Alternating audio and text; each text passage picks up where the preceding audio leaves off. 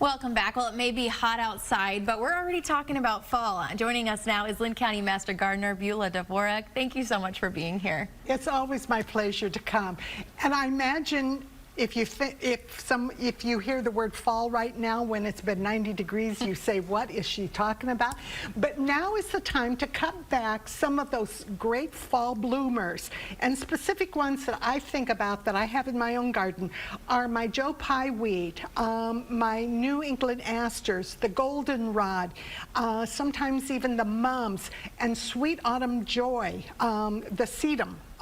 Because some of these, if you have them in your garden, they grow throughout the summer, and then by the time they come to bloom, they get tall and they flop over. By cutting them off now, before those blossoms begin to form, you can keep a shorter, more sturdy volume to your plant, and they will still bloom well in fall. The main thing is don't cut more than 1/3 of the plant off. Okay. But you can go up to 1/3. And I do this with my Joe Pye because Joe Pye is a beautiful fall bloomer. The pollinators love it, but it can get 6 foot tall. And there are some places that you don't want a 6 foot tall plant. So I've done it several years with him. I say him, Joe Pye. But anyway, and it really does work. Another one that you can do with that has already bloomed is the perennial geranium. Mine were just gorgeous earlier in the spring, but they have basically done their thing for now. And if you cut those back, again, at least 1/3, maybe even 1/2, there's a good possibility that you'll get a fall bloom on them. Maybe not as gorgeous as what we had earlier in the spring, but that is one. You can also do that with the salvia.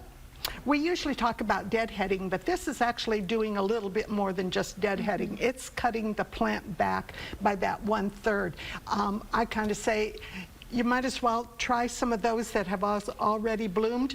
You may get another blossom, and if you don't, no big deal. Yeah. You wouldn't anyway, and it does make them just the green plant look more attractive also. And you just use shears to cut those back? Yes, yep, absolutely. Okay, simple as that, and then they'll grow back even prettier. And they'll grow back prettier. And I think the sedum is the one that I notice so much because they can get really big and they're a heavy plant.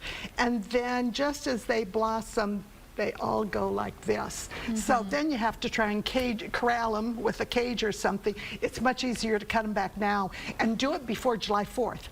That's next week.